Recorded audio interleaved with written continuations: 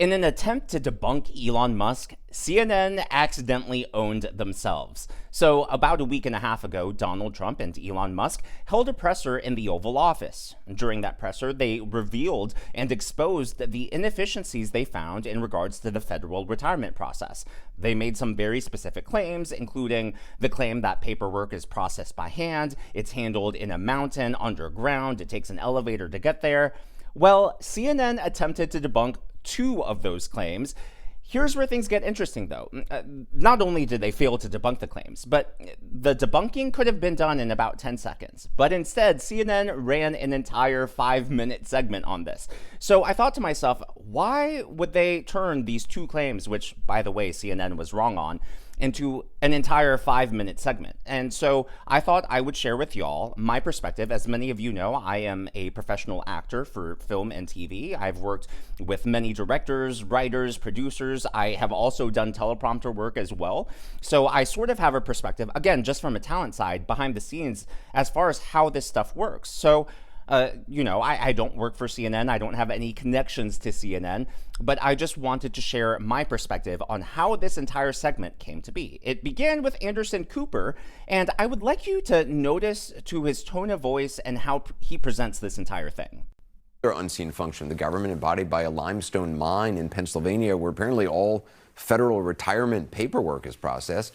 During an Oval Office event last week, Elon Musk talked about the mine that some of the workers tell CNN are not true. They say that does not mean the system is perfect. CNN wasn't allowed inside the mine. A reporter was outside. Gib Cohen has the story. Now, his tone of voice where he says apparently, first of all, using the word apparently, it throws doubt on the claim, right? But then when you say it sarcastically, where apparently federal retirement paperwork is processed, it really creates a tone, right? And what he's doing is he's setting the stage for this entire segment. Again, in this segment, the key arguments they're making can be boiled down to two arguments, which they should have been able to make in about 10 seconds. And even if they made it in 10 seconds, they would have been wrong. And personally, I think that's why they created this whole 5-minute segment, to sort of confuse the viewer. So there you have it.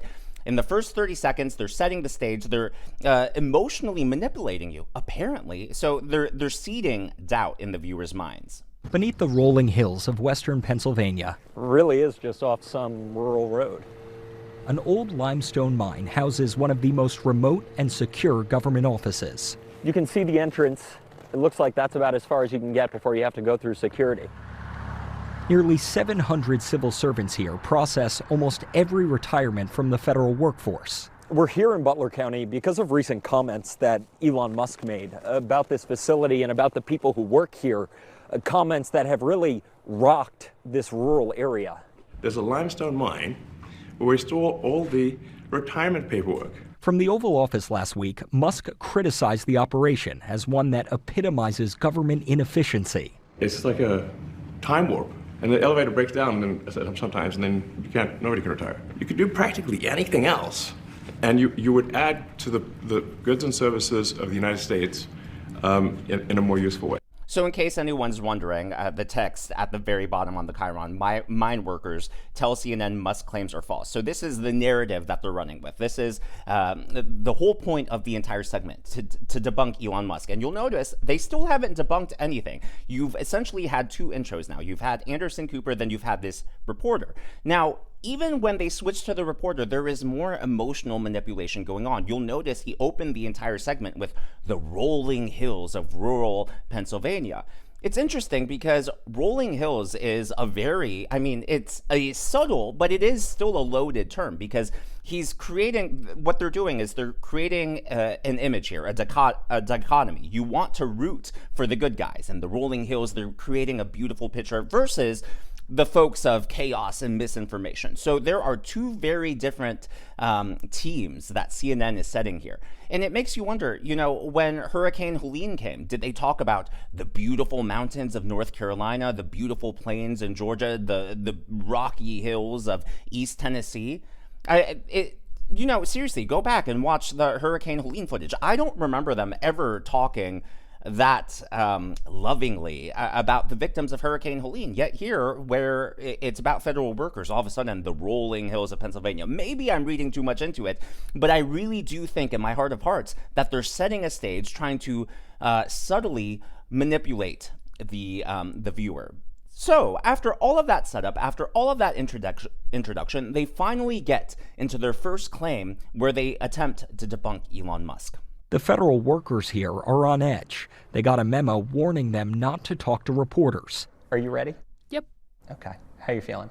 Good. Better. And yet 5 of them and a former supervisor sat down with us because they say many of Musk's claims were false. Were masking their face and changing their voice because they're scared of retaliation. Everybody's kind of been silenced at this point. We all need these jobs. Tell me about that elevator. And the elevator breaks down and then sometimes, and then nobody can retire. There's no elevator at all. You walk down into the mine, it looks like any other office building. Wait, there's no elevator at all? That actually is worse. That actually makes Elon Musk's point even worse than the point he was initially making. So right there, they were trying to debunk him. So Elon Musk was saying in that press conference, there is an elevator, and if the elevator breaks down, then the paperwork gets slowed because you can't go up and down, or you have to use the stairs. His whole argument there was that because it's done by hand, because there's an elevator, it's super inefficient. That was the argument he was making. So right here, CNN is debunking Elon Musk, saying, well, actually, he claimed there was an elevator. There's no elevator. Okay, if there's no elevator, like I just said, that's actually even worse, because at least an elevator is efficient in terms of traveling between the floors, in terms of getting down into the mine shaft. But now you're telling me they all have to use stairs? How does that debunk the point that Elon Musk was trying to make? Sure, you could have said, oh, he missed the detail, but that's not what they're arguing. They're arguing that he's wrong. Like, hello, CNN, are you guys rubbing your brain cells together? That does not debunk anything Elon Musk said.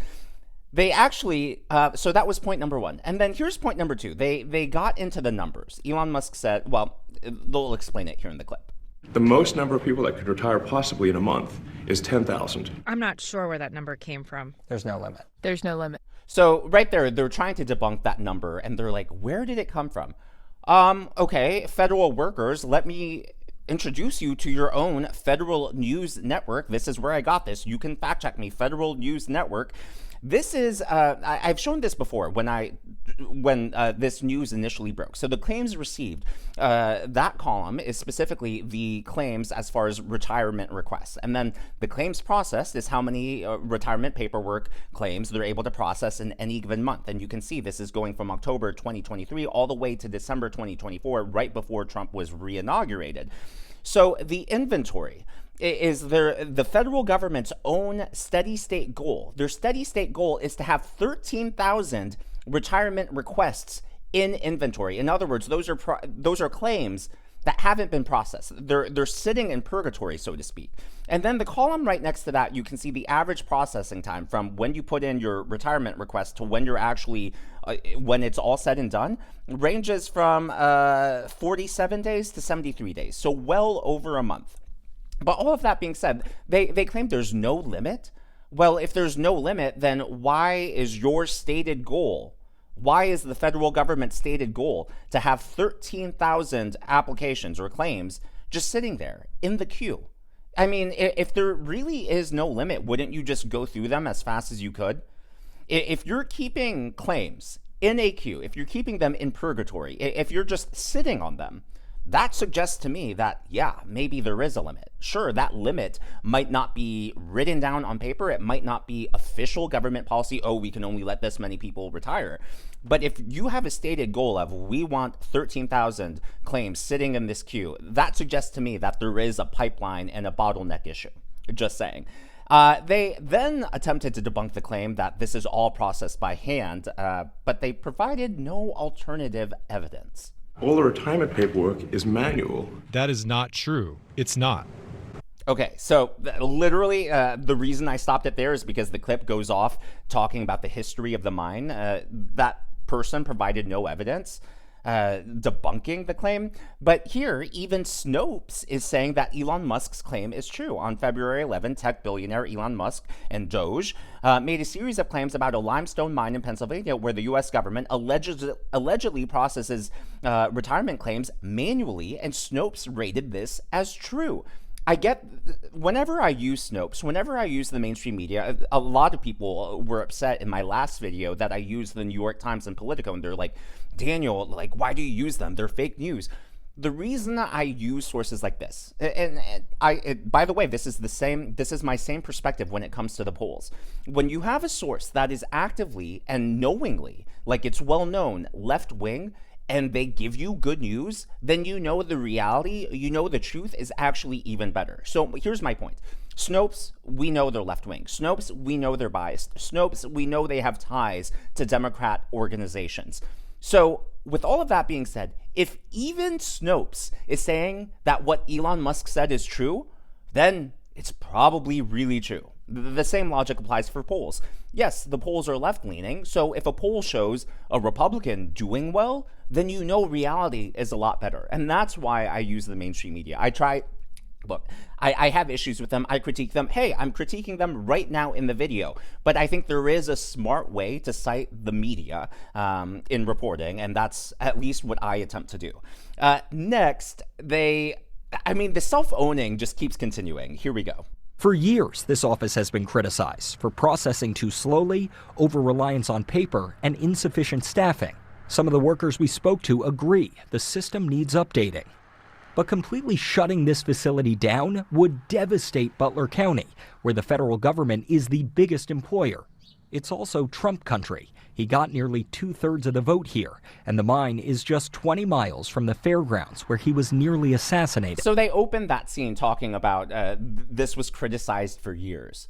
If it's been criticized for years, why didn't CNN try to defend this facility before? Why is it once it's Donald Trump and Elon Musk talking about it, all of a sudden everyone's up in arms? It's really crazy. If it's been criticized for years, then this has clearly been an ongoing issue for both Republican and Democrat administrations. But all of a sudden, Donald Trump and Elon Musk want to streamline things, want to make things more efficient. Oh no, now we have to debunk them. We'll show them who's boss. Second of all, yes, it would suck if people lost their jobs and that town struggles because of it. But that's the point that Republicans, long before Donald Trump, have been making for years. And the argument that Republicans have been making is that there is an over-reliance on the federal government, because the federal government, by its nature, does not produce anything economically. It adds no value to the economy, because a business, they produce products, they produce goods, they provide services, and so, you know, they're contributing to the society. What the federal government does is they take our tax dollars and then they just use that to pay off their workers. It really is, it's just recycling money is what the federal government does. They don't actually create wealth like the private sector does. So, you know, would it be terrible? Would it be on a human level, would I sympathize and empathize with anyone who may lose their jobs? Of course I would. But it proves the point that there is over-reliance. And if you have an entire town, similar to Washington, D.C., that's reliant on the federal government, I think there needs to be some introspection and reflection. And, you know, people shouldn't be afraid to say, hey, maybe we should do things differently. Maybe this isn't the best way. And then CNN tried to make this point by interviewing a pizza manager. No hate towards him. I love pizza, but I'm just saying, yeah. Jason McBride is a supervisor in this tiny town. Thanks for choosing McBride's. Could I help you? And runs the only restaurant, this pizza shop. Okay, buddy. What's your number, Darren? I'll give you a call when I'm entering the mines. They deliver into the mine almost daily. And I just would hate to think that a stroke of a pen in Washington, D.C. could change the future of our area. Whether you're the gas station or you're the pizza guy, it'd be detrimental to all of us. If he shuts down that facility, will you still support him? I don't know. We'll have to wait and see on that. Good people dedicated their lives to this facility for the federal government, and they deserve to be heard. Who did you vote for in November? Trump. First time I ever voted. First time you ever voted? I was never even registered to vote before that. When he talked about government employees, we didn't think that was going to be us. I wish I could take it back. because I feel like now my whole livelihood could be changed because of him being president. Now, it's really interesting that they play that entire clip, but despite all the people they interviewed, they didn't show anyone else talking about whether or not they regretted their vote, or whether or not they voted for Trump, or whether or not they still support him. My gut feeling is if all the people they interviewed were against Trump and regretted their vote, then they probably would have aired a montage. They would have showed them all saying it back to back. But the fact that they just focused on one person suggests to me that not everyone is on the same page in regards to that. Again, I don't know for sure. It's just my perspective as a television and film actor trying to piece together what perhaps happened behind the scenes and how the producers and editors put this piece together. Now, finally, they close up this entire piece, and I don't know if I'm reading too much into it, but to me it feels like Anderson Cooper is smirking and is taking joy in the federal employees criticizing Trump and Musk. Now, Anderson, at this point, we don't know if the White House has taken any more steps to start shutting this facility down, even though it has been a week now since Trump's press secretary said that they are promising they are going to close it. Now, since then, the agency that actually runs that office has told me they are, quote, evaluating methods to enhance the efficiency of the retirement process. We don't know exactly what that means. Maybe that means bringing in engineers to try to start digitizing more of that work. But to do that, they're going to need cooperation from a lot of government agencies because it is all of their paperwork coming into this facility. Gabe Cohen, fascinating. Thank you. Fascinating. Like right at the very end, he seems happy that the segment has gone down and those federal employees, or that one, is regretting her vote. What's interesting is the reporter claimed that the press secretary, Karoline Leavitt, promised that Elon Musk and Donald Trump are going to shut down that mine. However, after a Google search, I could not find anything confirming that. I also have watched most of her press conferences, not all, I'll be very clear. I've watched most, and the ones that I've seen, I have not seen her make that claim. I even asked Grok, which is X's AI. By the way, Grok can scour the internet. They can scour all the chatter on X, and even here, there is no clear evidence from available sources that Karoline Leavitt has explicitly stated that the Trump administration is going to shut down Iron Mountain. So I couldn't find it. Grok couldn't find it. I don't know. I have a hard time believing that CNN would be that blatant in a lie, but maybe they are, or maybe there is evidence out there and I've just missed it. So let me know, like if anyone has seen that claim, let me know down below. But my personal take, my personal feel is that more likely than not, they're going to try to reform the mountain. They're going to try to make it more efficient, introducing new technologies, making it more efficient. That's what Doge is about, because at the end of the day, you still need some place to process these retirement claims.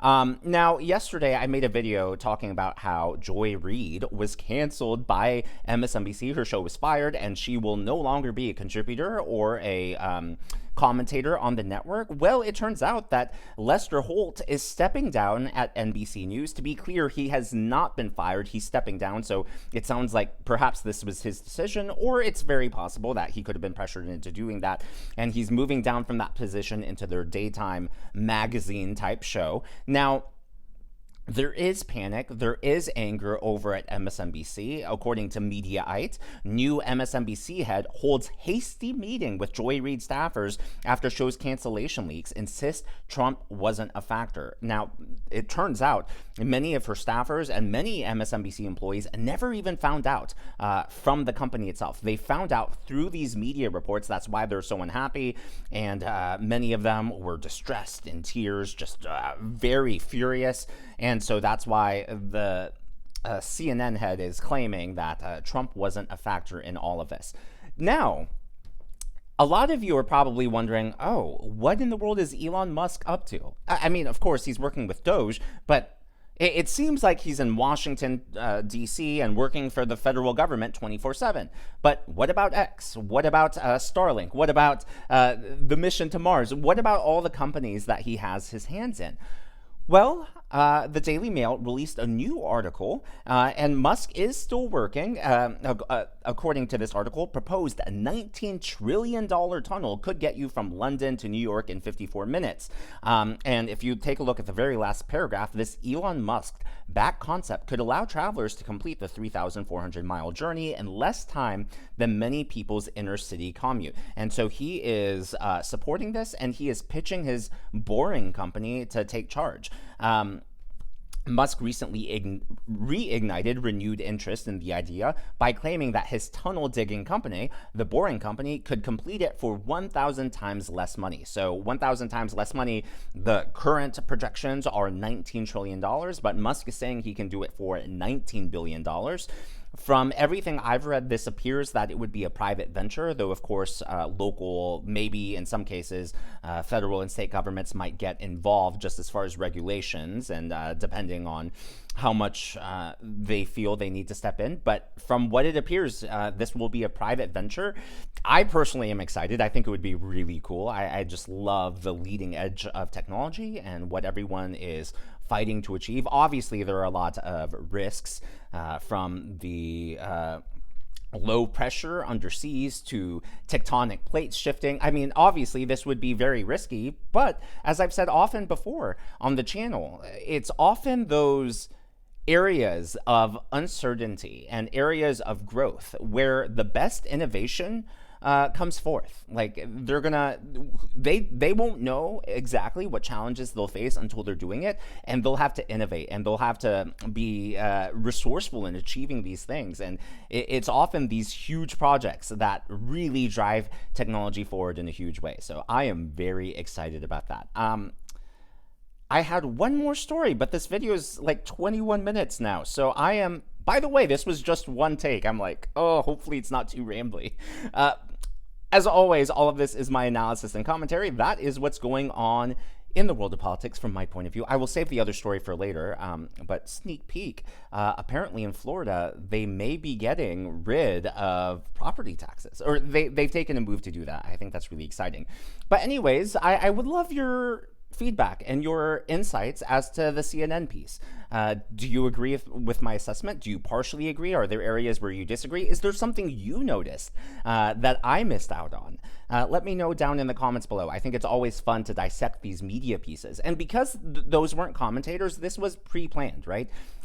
It was clear to me Anderson Cooper was reading from a teleprompter, so that was scripted. And then they moved to a pre-filmed package, which means it was edited together. Footage was intentionally selected to be included or omitted, and then it was edited in such a way to accomplish whatever goal they had. And so, yeah, I think it was a very intentional piece. So if you caught something that I missed, or if you have other observations, let me know.